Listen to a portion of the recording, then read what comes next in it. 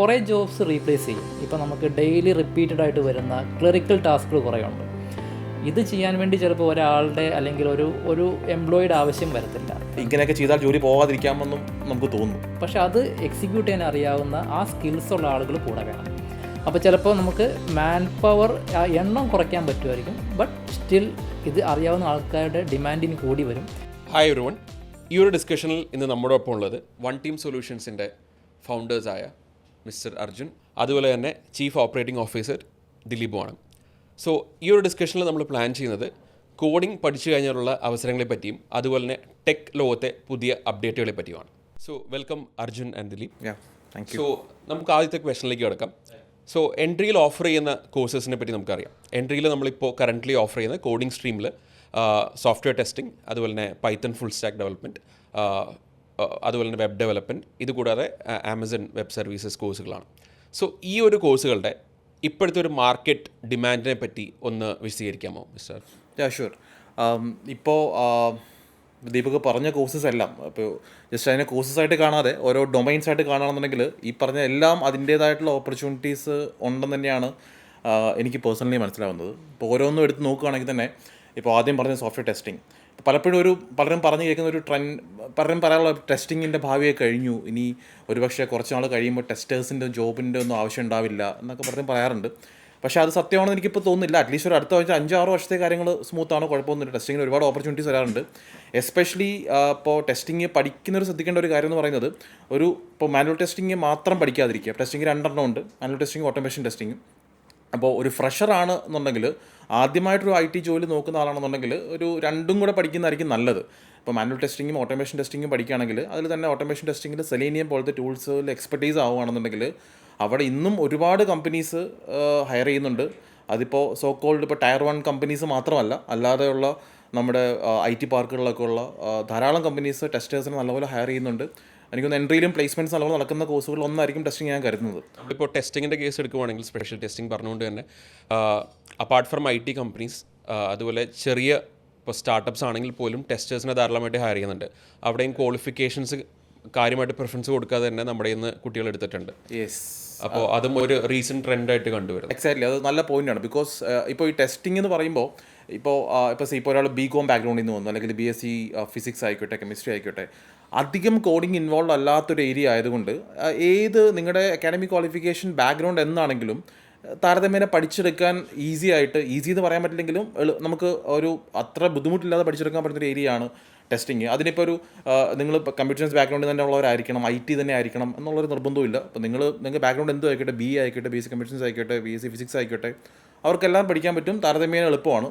ഇനി രണ്ടാമത്തെ മേഖല, നേരത്തെ ദീപക് പറഞ്ഞ ഇപ്പോൾ ഒരു പൈത്തൺ എന്ന് പറയുന്നത് നമ്മൾ നേരത്തെ സംസാരിക്കുകയായിരുന്നു. ആക്ച്വലി പൈത്തൺ എന്ന് പറയുന്നത് ഇപ്പോൾ കോളേജിൽ നിന്ന് പഠിച്ചിറങ്ങുന്ന എല്ലാ സ്റ്റുഡൻസും നോക്കുന്ന കോഴ്സുകളിലൊന്ന് പൈത്തണാണ്. അതുകൊണ്ട് പൈത്തൺ പഠിക്കുന്നവരുടെ എണ്ണം താരതമ്യേന കൂടുതലാണ്. പക്ഷേ അതോടൊപ്പം തന്നെ ഓപ്പർച്യൂണിറ്റീസ് ഉണ്ടെന്നുള്ളതാണ് വസ്തുത. ഇപ്പോൾ പൈത്തൻ്റെ ഒരു യൂസ് കേസ് നോക്കുകയാണെങ്കിൽ, പൈത്തൺ ഇപ്പോൾ വെബ് ഡെവലപ്മെൻറ്റിൽ മാത്രമല്ല ഉപയോഗിക്കുന്നത്. ഞാൻ പറയാതെ തന്നെ എല്ലാവർക്കും അറിയാമായിരിക്കും, പൈത്തൺ വെബ് ഡെവലപ്മെൻറ്റിൽ അല്ലാതെ ഇപ്പം ഡാറ്റാ സയൻസിൽ ഉപയോഗിക്കുന്ന മെയിൻ പ്രോഗ്രാമിംഗ് ലാംഗ്വേജുകളിൽ ഒന്ന് പൈത്തണാണ്. അങ്ങനെ പല യൂസ് കേസ് ഉള്ളതുകൊണ്ട് തന്നെ ഇപ്പോൾ പൈത്തൺ കോഴ്സ് പഠിക്കുന്നവർക്ക് വെബ് ഡെവലപ്മെൻറ്റിലോ ആയിരിക്കും കൂടുതൽ ഓപ്പർച്യൂണിറ്റീസ് ഉണ്ടാവുക. അതോടൊപ്പം തന്നെ മറ്റ് മേഖലകളിലേക്കും അവർക്ക് പിവോട്ട് ചെയ്ത് പിന്നീടാണെങ്കിലും പോകാനുള്ളൊരു സാധ്യതകൾ അവിടെ തുറന്നു വരുന്നുണ്ട്. പിന്നീട് മൂന്നാമത്തെ ഒരു ഏരിയ ആയിട്ട് എനിക്ക് തോന്നുന്നു പറയാൻ പറ്റുന്നത് മേ ബി മേൺ സ്റ്റാക്ക് ആയിരിക്കാം. ഇപ്പോൾ ഒരു പുതിയ ട്രെൻഡാണ്. ജാവാസ്ക്രിപ്റ്റ് അത്രയും അഡ്വാൻസ്ഡ് ആയി.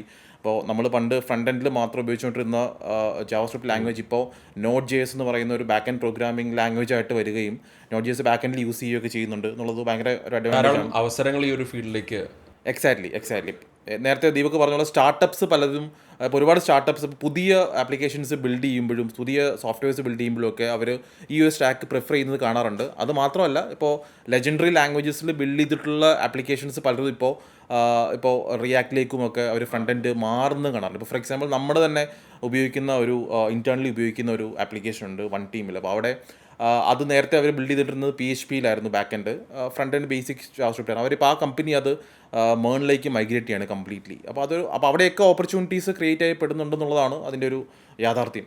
അപ്പോൾ പഴയ കമ്പനീസ് ഇതുപോലുള്ള ടെക്നോളജി ടൂൾ യൂസ് ചെയ്യുന്ന കമ്പനീസ് ഇതുപോലെ സ്വിച്ച് ചെയ്യുന്ന സമയത്തും അവിടെയും അവസരങ്ങൾ വരും.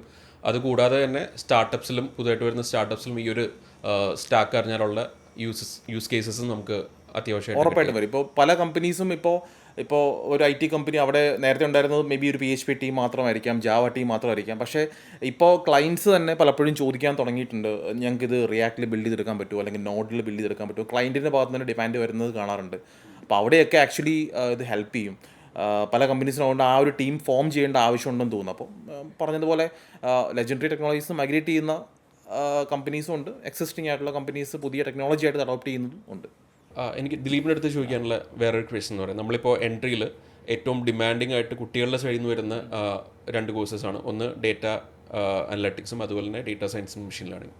സോ നമ്മൾ കുറേ നാളുകളായിട്ട് എനിക്ക് തോന്നുന്നു ഒരു 5 കൊല്ലമായിട്ട് നമ്മൾ കേൾക്കാൻ തുടങ്ങുന്ന ഒരു കാര്യമാണ് data is the new oil, അല്ലെങ്കിൽ data is like a buzz word എന്നുള്ള രീതിയിൽ. അപ്പോൾ ഈ കോഴ്സ് പഠിച്ചിറങ്ങിയാൽ, അല്ലെങ്കിൽ ഈ ഡേറ്റ റിലേറ്റഡ് ആയിട്ടുള്ള കോഴ്സ് പഠിച്ചിറങ്ങിയാലുള്ള ഒരു ഫ്യൂച്ചർ സ്കോപ്പ് എന്താണ്, അതിനെപ്പറ്റി ഒന്ന് വിശദീകരിക്കാമോ? ഓക്കെ, ദീപക് പറഞ്ഞ പോലെ തന്നെ നമ്മൾ പണ്ട് തൊട്ടേ കേൾക്കുന്നതാണ് ഡാറ്റ ഈസ് ഫ്യൂച്ചർ എന്ന് പറഞ്ഞിട്ട് നമ്മൾ എല്ലായിടത്തും കേൾക്കുന്നതാണ്. അപ്പോൾ ഡാറ്റ അനലിറ്റിക്സ് അല്ലെങ്കിൽ ഡാറ്റ സയൻസ് അല്ലെങ്കിൽ ഡാറ്റ എഞ്ചിനീയർ എന്നൊക്കെ പറഞ്ഞിട്ട് ഇപ്പോൾ ഒരുപാട് വേക്കൻസീസ് വരുന്നുണ്ട്, ഫ്രഷേഴ്സിനും വേക്കൻസീസ് വരുന്നുണ്ട്. പക്ഷേ കൂടുതലും ഇപ്പോൾ ആ ഒരു പുതിയ ഇൻഡസ്ട്രി ആയതുകൊണ്ട് തന്നെ, പുതിയൊരു ജോബ് റോൾ ആയതുകൊണ്ട് കൂടുതൽ വേക്കൻസീസ് വരുന്നത് അല്ലെങ്കിൽ ഓപ്പർച്യൂണിറ്റീസ് വരുന്നത് എക്സ്പീരിയൻസ് ഉള്ളവർക്കായിരിക്കും. പക്ഷേ ഒരു ടീമിനെ സപ്പോർട്ട് ചെയ്യാൻ എന്തായാലും എക്സ്പീരിയൻസ് ഉള്ള പോലെ തന്നെ ഫ്രഷേഴ്സിൻ്റെ ആവശ്യം വരും. അപ്പോൾ ഡെഫിനറ്റ്ലി ഫ്യൂച്ചർ ഉണ്ട്, അല്ലെങ്കിൽ ഫ്യൂച്ചറിസ്റ്റിക് ആയിട്ടുള്ളൊരു ടെക്നോളജിയാണ്. പഠിച്ചു കഴിഞ്ഞാൽ ജോലി കിട്ടും.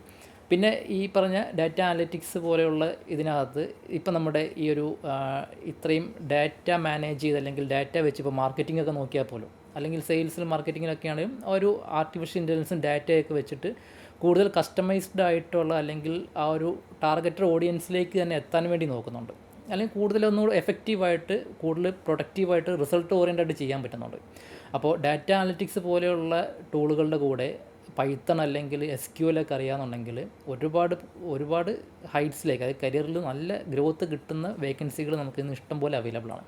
അതുപോലെ തന്നെ ഡാറ്റ സയൻസിലൊക്കെ ആണെങ്കിലും ക്ലൗഡിൻ്റെയൊക്കെ ബേസിക് നോളജ് ഉണ്ടെങ്കിൽ ആ ഒരു ഏരിയയിലും ഒരുപാട് ഹൈറ്റ്സിലേക്ക് പോകാൻ പറ്റുന്ന അത്രയും ഓപ്പർച്യൂണിറ്റീസ് മുന്നോട്ട് നമുക്ക് കാണാൻ പറ്റും. പ്രത്യേകിച്ച് ഈ AI അല്ലെങ്കിൽ ഇതൊക്കെ നമ്മുടെ ഹെൽത്ത് കെയറിലും അഗ്രികൾച്ചറിലൊക്കെ ഇപ്പോൾ ഇത്രയും വരുന്ന സമയത്ത് ഇപ്പോൾ തന്നെ അതിൻ്റെ ഒരു ഇനീഷ്യൽ സ്റ്റേജിലാണ്.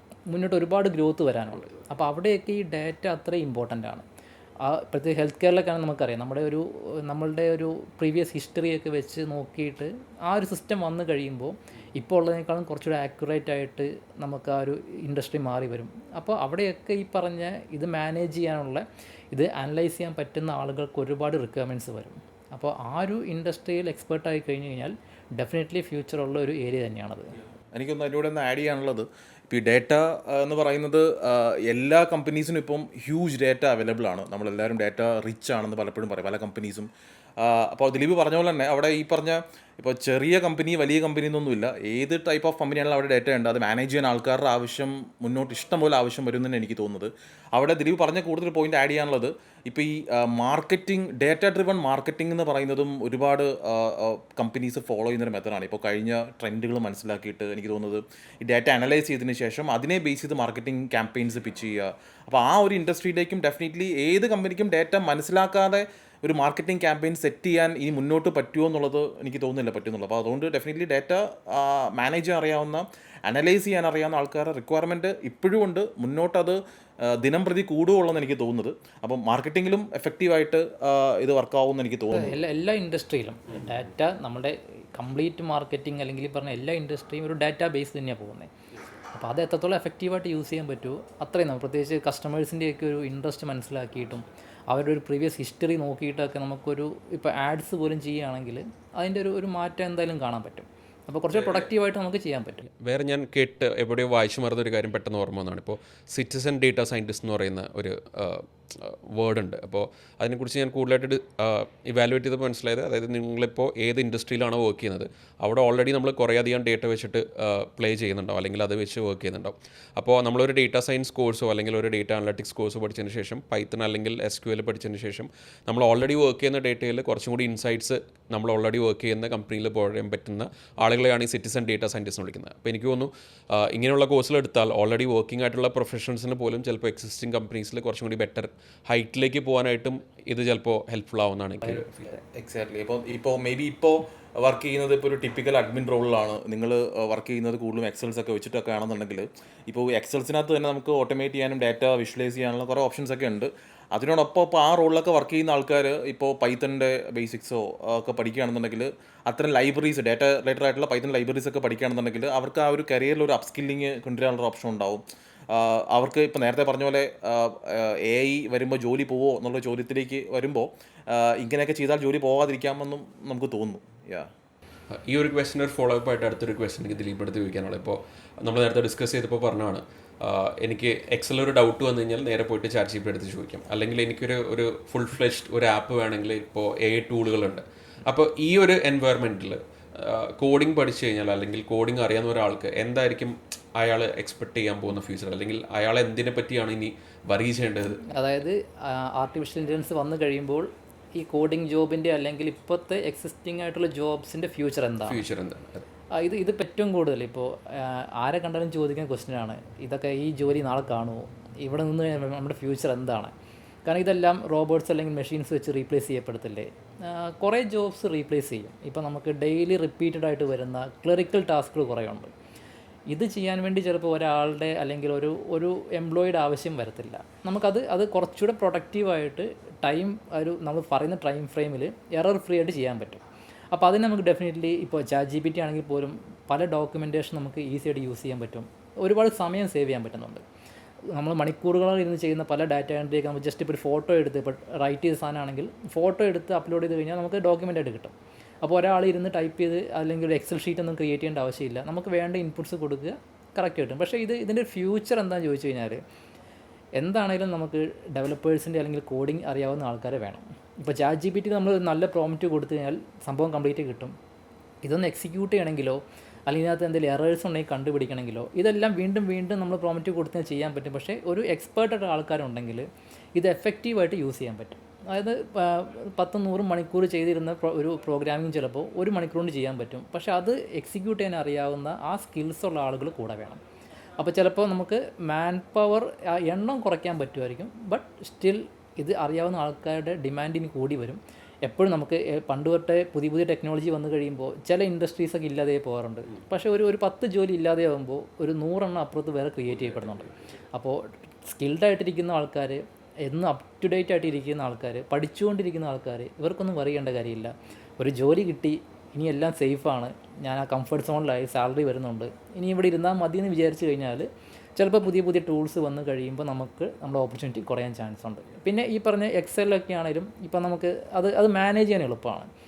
നമ്മളൊരു ഹ്യൂജ് ഡാറ്റ വന്നാൽ പോലും നമുക്കത് ഈസി ആയിട്ട് നമുക്ക് എന്ത് രീതിയിലാണോ വേണ്ടത് ആ രീതിയിൽ ഔട്ട്പുട്ട് ക്രിയേറ്റ് എടുക്കാൻ പറ്റും. അവിടെ എറേഴ്സ് കുറയുന്നുണ്ട്. അതായത് ഒരാൾ ഇരുന്ന് ചെയ്യുന്ന അത്ര എറേഴ്സ് വരാറില്ല. പിന്നെ എക്സ്പേർട്ടായിട്ടുള്ള ആൾക്കാർക്ക് ഡിമാൻഡ് കൂടുതൽ തന്നെ വരത്തുള്ളൂ. ഇപ്പം ഞാൻ നേരത്തെ ഒരു എക്സാമ്പിൾ പറഞ്ഞു, ട്രേഡിങ്ങിനകത്തൊക്കെ ട്രേഡിങ്ങിൻ്റെ ഫുൾ നമുക്ക് ആ ഒരു പ്രോംപ്റ്റ് കൊടുത്തു കഴിഞ്ഞാൽ ട്രേഡിങ്ങിൻ്റെ ഒരു പൈൻ സ്ക്രിപ്റ്റ് നമുക്ക് ചാറ്റ് GPT ഉണ്ടാക്കിയെടുക്കാം. പക്ഷേ ഇത് നമ്മളൊരു ട്രേഡിംഗ് പ്ലാറ്റ്ഫോമിൽ പോയിട്ട് അവിടെ സ്ക്രിപ്റ്റ് ആഡ് ചെയ്ത് കഴിയുമ്പോൾ ട്രേഡിങ്ങിൽ എക്സ്പെർട്ട് ഇരിക്കണം, കോഡിങ്ങിൽ എക്സ്പെർട്ട് ആണെന്നുണ്ടെങ്കിൽ ഇത് എഫക്റ്റീവായിട്ട് യൂസ് ചെയ്യാം. ഇത് രണ്ടും അറിയാത്ത ഒരാൾ ഈ കോഡുമായിട്ട് അവിടെ ചെന്നിരുന്നു കഴിഞ്ഞാൽ പ്രത്യേകിച്ച് ബെനിഫിറ്റ് ഒന്നുമില്ല. നമുക്കതിനകത്ത് എന്താ ഇത് കറക്റ്റാണോ ഔട്ട്പുട്ട് വരുന്നത്, ഇത് ഈ കാണിക്കുന്ന വാല്യൂസ് കറക്റ്റാണോ, അല്ലെങ്കിൽ ആ ഒരു ഷെയറിനെ പറ്റി കാണിക്കുന്നത് നമുക്കത് ഒരു ഷെയർ പർച്ചേസ് ചെയ്യാൻ പറ്റുമോ, ഇതൊന്നും നമുക്ക് പ്രെഡിക്റ്റ് ചെയ്യാൻ പറ്റത്തില്ല. പക്ഷേ ഇത് എഫക്റ്റീവായിട്ട് യൂസ് ചെയ്യാൻ പറ്റണമെന്നുണ്ടെങ്കിൽ നമുക്ക് ആ ഒരു എക്സ്പെർട്ടൈസ് ഉള്ള ഒരാൾ വേണം. അപ്പോൾ അങ്ങനെ ഈ നമ്മളെ സ്കിൽ ഡെവലപ്പ് ചെയ്യുക, എന്താണ് മാർക്കറ്റിൽ പുതിയ കാര്യങ്ങൾ വരുന്നത് അത് അപ് ടു ഡേറ്റ് ആയിട്ട് ഇരിക്കുക. അങ്ങനെ വന്നു കഴിഞ്ഞാൽ ഈ പറഞ്ഞ എന്ത് ടെക്നോളജി വന്നു കഴിഞ്ഞാലും ഒരു ഓപ്പർച്യൂണിറ്റി കുറയല്ലേ ചെയ്യുന്നത്, കൂടുതൽ ഓപ്പർച്യൂണിറ്റീസ് കിട്ടുകയാണ് ചെയ്യാൻ പോകുന്നത്. എനിക്കൊരു പ്രോഗ്രാമിങ്ങിൻ്റെ ഇപ്പോൾ നമ്മൾ ആൾക്കാരിപ്പം സ്പെസിഫിക്കലി ദീപക് ചോദിച്ച പോലെ പ്രോഗ്രാമിംഗ് ചെയ്യുന്ന അല്ലെങ്കിൽ കോഡ് ചെയ്യുന്ന ഒരു രീതിക്ക് ഉറപ്പായിട്ടും മാറ്റം ഉണ്ടാവും ഇൻ ഫ്യൂച്ചർ എന്ന് എനിക്ക് തോന്നുന്നത്. ഇപ്പോൾ ഉള്ള ഒരു രീതിയിലായിരിക്കത്തില്ല പ്രോഗ്രാമേഴ്സ് വർക്ക് ചെയ്യുന്നുണ്ടാവുമെന്ന് തോന്നും. ഇതും ചിലപ്പോൾ അറിയില്ല ഇത് എങ്ങനെ ആൾക്കാരെടുക്കുക എന്നുള്ളത്. ബട്ട് സ്റ്റിൽ മേ ബി ഒരു 10-15 വർഷം കഴിയുമ്പോൾ ഇപ്പോൾ ഉള്ള പ്രോഗ്രാമേഴ്സിൻ്റെ അത്ര എണ്ണം ഒരു 15 വർഷം കഴിയുമ്പോൾ ആവശ്യം ഉണ്ടാവുമെന്ന് അറിയില്ല. പക്ഷേ ദിലീപ് പറഞ്ഞ പോലെ അപ്പോൾ അവിടെ വേറെ set of job role create ആയി വന്നേക്കാം, ഉറപ്പായിട്ടും വരും വേറൊരു സെറ്റ് ഓഫ് ജോബ് റോൾ. ഇപ്പോൾ കഴിഞ്ഞ ദിവസം ഞാൻ ട്രിവാൻഡ്രം ലുലു മോളിൽ പോയപ്പോൾ I went to the KFC. അപ്പോൾ അവിടെ അവർ കൗണ്ടറിൽ ഓർഡർ എടുക്കുന്നില്ല എന്ന് പറഞ്ഞു. പകരം നിങ്ങൾക്ക് അവിടെ അവർക്കൊരു ഓട്ടോമേറ്റഡ് മെഷീൻ ഉണ്ട്, അതിൽ ഓർഡർ എടുക്കാം. അപ്പോൾ ഞാനപ്പോൾ ആലോചിച്ച് ചുമ്മാ ഒരു കാര്യം, അപ്പോൾ ഈ കൗണ്ടറിൽ നിന്ന് ഓർഡർ എടുത്തുകൊണ്ട് നേരത്തെ ഉള്ള ആൾക്കാരുടെ പണി ഇപ്പോൾ പോയിട്ടുണ്ടാവും എന്ന് കരുതി.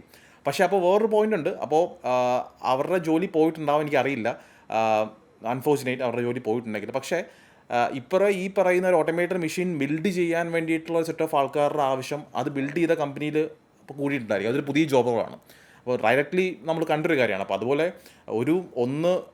എന്താ പറയുക, ഒന്നില്ലാതാകുമ്പോൾ ഡെഫിനറ്റ്ലി വേറെ 100 അപ്പുറം ഉണ്ടാവും എന്നുള്ളതാണ് വരാൻ പോകുന്ന കാര്യം എന്ന് എനിക്കും തോന്നുന്നത്. എനിക്ക് തോന്നുന്നു ഈ ഒരു ട്രെൻഡ് ഞാനും ഒബ്സർവ് ചെയ്ത കാര്യമാണ്. റീസെൻ്റ്ലി നമ്മൾ മലേഷ്യയിൽ ഇതുപോലെ ഒരു ട്രിപ്പ് പോയ സമയത്ത് അവിടെ ഇതുപോലെ മെക്ഡിയിൽ കണ്ടത് ഓർഡർ എടുക്കുന്നത് നമ്മൾ തന്നെയാണ്. അവിടെ ഒരു മെഷീനാണ് അവിടെ ഉള്ളത്. പിന്നെ ഉള്ളത് ഷെഫ്മാരാണ്. അപ്പോൾ അവിടെ ഈ ഓപ്പറേഷണൽ ടാസ്കുകൾ ചെയ്യാനായിട്ട് വേറെ ആരുമില്ല. അപ്പോൾ മേ ബി കുറച്ചും കൂടി ക്രിയേറ്റീവ് ആയിട്ടുള്ള ജോബ്സ് ആയിരിക്കും ചിലപ്പോൾ ഫ്യൂച്ചറിൽ സ്റ്റിക്ക് ഓൺ ചെയ്യുന്നുണ്ടാവുക. അപ്പോൾ AI ജോബ് റീപ്ലേസ് ചെയ്യുന്നതിന് പകരം ചിലപ്പോൾ AI അറിയുന്ന ആളുകളായിരിക്കും AI അറിയാത്ത ആളുകളെ റീപ്ലേസ് ചെയ്യുന്നത്. അതായിരിക്കും ചിലപ്പോൾ. അതാണ് ഇപ്പോൾ പലപ്പോഴും ഇപ്പോൾ AI പറ്റി ഉള്ള ചർച്ച നടക്കുമ്പോൾ എല്ലാവരും പൊതുവായിട്ട് പറയുന്നൊരു കാര്യമാണ്, ഇപ്പോൾ നിങ്ങളുടെ ജോബ് പോവോ ഇല്ലയോ എന്ന് അനലൈസ് ചെയ്യണമെങ്കിൽ ഒരു കാര്യം നിങ്ങൾ ശ്രദ്ധിച്ചാൽ മതി. നിങ്ങൾ ചെയ്യുന്ന ജോലി എല്ലാ ദിവസവും ചെയ്യുന്ന കാര്യം ഒന്ന് തന്നെയാണ്, റിപ്പീറ്റേറ്റീവ് ആണ് എന്നുണ്ടെങ്കിൽ മേ ബി ഇൻ ഫ്യൂച്ചർ ഈ ജോബ് ഒരു റോബോട്ട് റീപ്ലേസ് ചെയ്തേക്കാം, അല്ലെങ്കിൽ ഒരു അൽഗോരിതം റീപ്ലേസ് ചെയ്തേക്കാം. അപ്പോൾ അങ്ങനെയുള്ളവർ ചെയ്യേണ്ടത് എത്രയും പെട്ടെന്ന് അഡോപ്റ്റ് ചെയ്യുക എന്നുള്ളതാണ്. നിങ്ങളുടെ ജോലിയിലേക്ക് എങ്ങനെ നിങ്ങൾക്ക് AI എഫക്റ്റീവായിട്ട് കൊണ്ടുവരാം. അപ്പോൾ അതിന് ഈ പറഞ്ഞ പോലത്തെ അപ്സ്കില്ലിങ് ചെയ്യുക. ഇപ്പോൾ അപ്സ്കില്ലിംഗ് എന്ന് പറയുമ്പോൾ പലപ്പോഴും എനിക്ക് ജോലിയുണ്ട്, ഞാനൊരു കഴിഞ്ഞ് 10 വർഷമായിട്ടൊരു കമ്പനി വർക്ക് ചെയ്യുന്നു, ഞാൻ ഇവിടെ സെറ്റിൽഡാണ്, കംഫർട്ടബിൾ ആണ് എന്ന് പറഞ്ഞിരിക്കാൻ ഒരിക്കലും നമുക്ക് പറ്റില്ല. അപ്പോൾ അവിടെ ചിലപ്പോൾ ആ ജോലിക്ക് എന്തെങ്കിലും അവസ്ഥ ഉണ്ടായാലോ പുതിയ കാര്യങ്ങൾ പഠിക്കുക, നമ്മുടെ ജോലി എങ്ങനെ എഫക്റ്റീവായിട്ട് AI കൊണ്ടുവരാം, അല്ലെങ്കിൽ നമ്മുടെ ജോലികൾ കുറച്ചുകൂടി ഈസി ആക്കാം, അല്ലെങ്കിൽ എങ്ങനെ പിവോട്ട് ചെയ്യാം എന്നൊക്കെ ആലോചിക്കുന്നതും നല്ലതായിരിക്കും തോന്നുന്നു. അപ്പോൾ അവിടെയാണ് ഈ പറഞ്ഞ അപ്സ്കില്ലിങ് പോലത്തുള്ള പ്രോഗ്രാംസിന് ഇമ്പോർട്ടൻസ് വരുന്നത്. ഇപ്പോൾ ഒരു ജോലിയും നമുക്ക് 100% നമ്മൾ 60 വയസ്സ് വരെ ആവുന്ന റിട്ടയർമെൻ്റ് ഒന്നും ഒരിക്കലും ഉണ്ടാവില്ല. നമ്മളുള്ളതിൽ അപ്സ്കിൽ ചെയ്ത് പുതിയ മേഖലയിലേക്ക് എത്രയും പെട്ടെന്ന് പോകാൻ പറ്റുന്നോ അത്രയും കരിയറിന് ഗ്രോത്ത് ഉണ്ടാവുമെന്നാണ് എനിക്കും തോന്നുന്നത്. ഇത് പറഞ്ഞപ്പോൾ എനിക്ക് പെട്ടെന്ന് ഓർമ്മ വന്നത്, നമ്മൾ പണ്ടത്തെ സിനിമകളിൽ കണ്ടിട്ടുണ്ട്. ഇപ്പോൾ ഹീറോയുടെ അച്ഛൻ ഒരു കമ്പനിയിൽ വർക്ക് ചെയ്ത് ആ കമ്പനിയിൽ തന്നെ 60 വർഷത്തെ സ്വത്യാർഹ സേവനം കഴിഞ്ഞ് വിരമിക്കുന്ന ഒരു ട്രെൻഡ്. ഒരു കമ്പനിയിൽ ഒരു ജോബ് റോൾ ചെയ്ത് കണ്ടിന്യൂ ചെയ്യുന്ന ഒരു ട്രെൻഡായിരുന്നു. പക്ഷേ ഇപ്പോഴത്തെ ഒരു ട്രെൻഡ് എന്ന് പറഞ്ഞാൽ നമ്മൾ കമ്പനി മാറുന്നു, പക്ഷേ ജോബ് റോൾസ് ഏകദേശം സെയിം ആയിരിക്കും. ചിലപ്പോൾ ഇനി ഫ്യൂച്ചറിൽ വരുമ്പോൾ നമുക്ക് ജോബ് റോൾസും കംപ്ലീറ്റ് ആയിട്ട് ചിലപ്പോൾ ചേഞ്ച് ചെയ്യും. അതായത് ലേണിംഗ് ഒരു കണ്ടിന്യൂസ് പ്രോസസ് ആയിട്ട് പോയിക്കൊണ്ടേയിരിക്കുന്ന ഒരു അവസ്ഥയായിരിക്കും. അതുകൊണ്ട് തന്നെയാണ് ഇപ്പോൾ ഒരു ജോലിയും ഈ പറഞ്ഞ പോലെ സ്ഥിരമല്ല, ഒരു ജോബ് റോളും ദീപക് സ്ഥിരമല്ല. മേ ബി അതിനൊരു ചേഞ്ച് ഉറപ്പായിട്ട് ഉണ്ടാവും, ഇവോൾവ് ചെയ്യുമായിരിക്കും ഇത് ഫ്യൂച്ചറിൽ. എസ്പെഷ്യലി ടെക്നോളജി ഇത്രയും അഡ്വാൻസ്ഡ് ആയിട്ട് വരുമ്പോൾ ആ എവല്യൂഷൻ അതിന് സംഭവിക്കുമെന്ന് എനിക്ക് തോന്നുന്നത്. ഈ ഒരു മെന്റർ ലെഡ് പ്രോഗ്രാമിൻ്റെ ഒരു ഗുണം എന്ന് പറയുന്നത് ഒരു ഫിക്സഡ് സ്കെഡ്യൂൾ ഉണ്ടായിരിക്കും.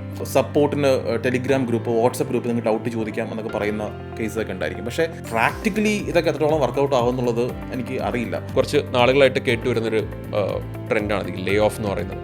കൂടുതലും IT ഫേംസിലാണ് നടക്കുന്നത്. അപ്പോൾ ഇത് എത്ര കൺസേണിംഗ് ആണ്, അല്ലെങ്കിൽ ഒരു കാൻഡിഡേറ്റ് എന്നുള്ള രീതിയിൽ നമ്മൾ എന്തൊക്കെ കാര്യങ്ങൾ ചെയ്താൽ ഇതിനെ ഓവർകം ചെയ്യും? ഫ്രഷർ ഹയറിംഗ് നടക്കുന്നുണ്ട്, ഓഫ് ക്യാമ്പസ് ഹയറിംഗ് നടക്കുന്നുണ്ട്. അപ്പോൾ ഈ ലേ ഓഫ് ചെയ്യുന്ന വാർത്തകൾ കാണുന്നതിനൊപ്പം തന്നെ എന്നാൽ ഫ്രഷേഴ്സ് ഹയറിങ്ങിന് കുറവുണ്ടായിട്ടുമില്ല.